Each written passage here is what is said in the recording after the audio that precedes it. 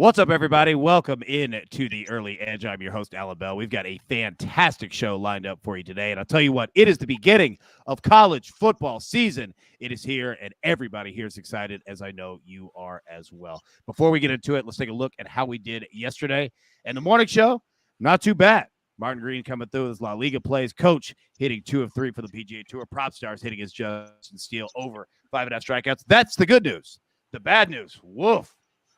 Early Edge at 5. Me and Bowman both going 0-2 for an 0-4. That was awful. You are not going to get another day like that. So I assure you on that one. But let's bring in the stars of the show. Get this thing going. Man, we're running 3 wide. First up, my man, Micah Roberts. How we doing, sir? Doing excellent, man. Ready to river dance on Liffey with Pat Fitzgerald, Northwestern, at Fitzgerald's Pub in Dublin. This is going to be amazing today. Dude, it really is, man. I'm excited. Like, not only is the beginning of college football, we've got global college football all over the world, and no better person to speak football, college football, the NFL, too. The man is all over it. Emory Hunt, how we doing, sir? Doing fine, and after this show, I have to go call a high school football game here in New Jersey, so as a color analyst. So you're right. Football from all aspects, we got you covered. Dude, you really do, man. You were calling a game last night, right? I think you were talking about like a sophomore quarterback on Twitter. About exactly. How good. Yeah. Dude, I'm telling you, man, nobody better than Emory Hunt in terms of college football. And I'll tell you what, got a special guest too, Mike McClure. How we doing, sir? Good. Can you hear me? We can hear you fine, man. I know you had some technical issues there. Yes. If you watched the show yesterday, Chief took out all of the equipment. I finally got it connected through the AirPods, apparently, but none of the microphones on the computer work. None of this works. Yeah. So we're having a great morning over here, man. Hey, well, I'll tell you what, man, it would not be the beginning of the season if there weren't issues that we weren't prepared for right up until kickoff. But you know what? You handled them like a boss. There's Chief right there yelling. I love it, man. All right, Micah, coming over to you first. Storylines that affect the betting lines for today. Now, you have a perspective that many people do not have. Former bookmaker. You've seen the beginning of football seasons on the other side of the book. Talk to us, man. What's the excitement look like? How do bettors go about betting the first week of college football season? What's your experience here, my man? You know what? It's like a opening week for sure, but it's a preparation for the following week with the NFL, or it used to be anyway. It's all NFL canceled, whatever.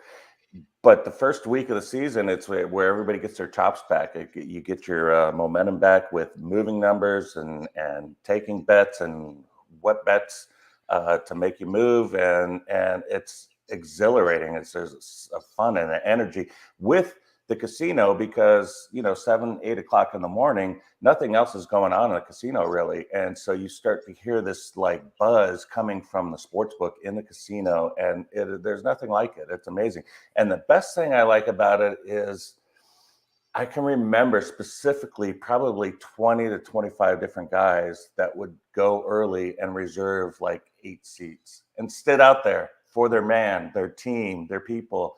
And they'd sit out there reserving seats so they could sit there in the book. And I thought that was so cool that somebody would be that awesome to do that for their friends. And it's like opening day baseball, really. Like, there's nothing like it. So I'm excited for it, and we're gonna kick it off in Dublin, and let's do this. Hey, I'm telling you, man, it's a celebration. And look, you got to say, dude, that's an Ironman. That's a team captain right there. The guy that go sit at the table, wait there for hours for his other guys to show up. Yeah. That's exactly what you want, man. Now, speaking of team captains, Emory Hunt, nobody better, like we said, breaking down football. But coming to you, man. We've got, in week 0 games, week 1 games across college football, you're going to have some quote unquote disparities in terms of teams that are playing each other. They're not conference games, obviously. So they're kind of all across the board. But the biggest mistake some people make is reading the name on the front of the jerseys. Break it down, man. What do you got? Exactly. You have to look at these teams in depthly, because if you do your homework in the spring and in the summer, week 0 through week 2, you can rack up a lot of wins, and that way you can really pick and choose specific games the rest of the way to help yourself win some money. So if you really do your homework and realize a lot of these FCS programs are better than what the name may indicate, and you can get some easy backdoor covers, some easy overs, some easy upset wins, some great against the spread picks.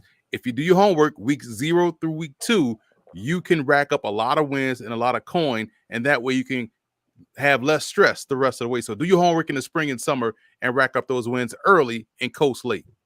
Yeah, that's perfectly said. And you're exactly right, man. Like, there's some studs playing for teams that you might not pay attention to, but it's time to pay attention to them and do your homework on that. All right, let's get into our picks for today. But first, before we do, we are running a free NFL Pick'em League this year. We'll provide an early edge swag pack to the winner and give shout-outs throughout the season to those folks that are beating us in the standings. You see the QR code there on the right. It is free to join. We want anybody and everybody to join it, have some fun, and we'll run it all season long. Now, on the left, all proceeds of this league are going to St. Jude. We're not saying you have to donate, not at all. You could join the league, not donate a penny. Nobody's going to look at you. Nobody's even going to know. But if anybody does want to, we have that QR code on the left there. It's the greatest charity in the world, and we're trying to raise as much money as possible for them. But, yeah, please, we'd love to see you in the league. Come join it. Come play with us all season long. We're definitely going to have some fun. All right, now getting into our picks for today. But before we do, let's take a quick break and hear from one of our partners. And we are back. All right, we've got one play on the board for you today. We are going Vanderbilt at Hawaii. We're going Hawaii with the +9.5. Now, you look, Hawaii covering in 67% of SportsLine simulations in this game. Hawaii 7-2-1 against the spread as a home underdog since 2019. That is the best in the FBS. So we're taking Hawaii +9.5. All right, get into our picks for today. M squared, man, you know what? I can't do it like Coach, but you do know the drill, son. Go ahead and give it to me. All right, AB, time for the first quarter under of the college football season. If you followed last year, you know we had a wonderful run with these. These are really fun to sweat. It's kind of the college football equivalent of yes or no run first inning for you Major League Baseball bettors. We're going under 10 at +110 on FanDuel this morning in Nebraska Northwestern in the first quarter here. Neutral site game. We've all heard the talk about that game in Ireland here. But what I want to talk about is the changes really on both sides. Yes, I think the changes for Nebraska will ultimately be very good for them later in the season. I do expect a little bit of a slow start here. Big fan of Casey Thompson overall, big fan of Mark Whipple, and also calling the shots here. Did a lot of great things with Kenny Pickett at Pitt. But the issue here, Northwestern, they want to run the football. They're not very good. Nebraska's defense is fantastic. The reason why we love some of these first quarter under plays as well, especially early in the season, that's when we typically see some mistakes early in the season. There's really no sense of urgency to end a quarter, which is fantastic. You don't really get that throughout the rest of the game. In the second quarter, you've obviously got your timeouts. You obviously have that halftime deadline where you're essentially in a hurry-up offense. We don't see a ton of that here. So I am worried about Nebraska's pace of play later in the season, not so much here in this matchup. Let's go under 10 at +110 in the first quarter. Mike, I tell you what, I have missed your first quarter unders. I have missed them, man. That is fantastic to have this season back. All right, Avery Hunt, coming over to you. You've got one play, college football as well. Break it down, my man. What do you got? Utah State -27 against UConn. I think UConn will be vastly improved this year under Jim Moore Jr.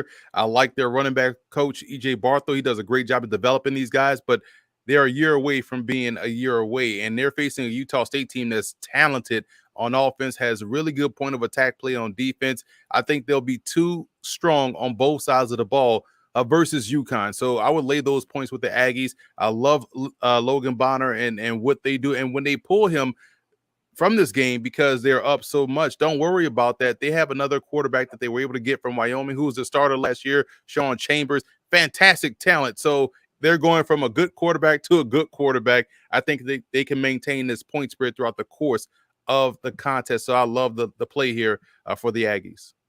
Man, I'll tell you what, going from a good quarterback to a good quarterback, that's a good problem to have. I'll tell you that right there, especially in college football, because, I mean, the transfer portal era, like, I feel like that alone, just understanding, you know, which teams have a returning quarterback and a returning head coach, that value has gone through the roof in terms of it. So, yeah, I'm with you on that one. All right, we've got Micah coming up, but I tell you what, you know how our man gets down. Coach is never going to miss a day for a play. He's got 3 for you from the PGA Tour round 3. Coach, what do you got, my man? What's good, everybody? It is your boy, the Coach. I know I'm not normally here on a Saturday, but today is a very special Saturday. It's the start of college football. It's also the final weekend of the PGA Tour season. So far in our matchups the last 2 days here on the early edge, we've gone 3-1 with 2 pushes. We'll take that. What do we always say? Just want to win more than we lose. Now, there's been a little confusion the last couple of days. Be very careful. These 3 plays from Caesar Sportsbook, you got to hit the name. It'll take you in, and there's 2 different ways to bet. I don't want you to bet with the draw as a possibility. Just go 2 ways. That way, yes, a little juicier, but a tie, which happens a lot in golf matchups, that's a push and not a loss. All right, quickly, 3 plays. Jordan Spieth, even money plus 100 over Colin Morikawa. He's won here before. He's a former FedEx Cup champion. He shot a 68 on Friday. Colin Morikawa still searching for his swing. He's very inconsistent right now. I'll take Spieth. Then JT, Justin Thomas. He's really been grinding the first couple of days to find his game. I think today is that day. He goes out 65, 66.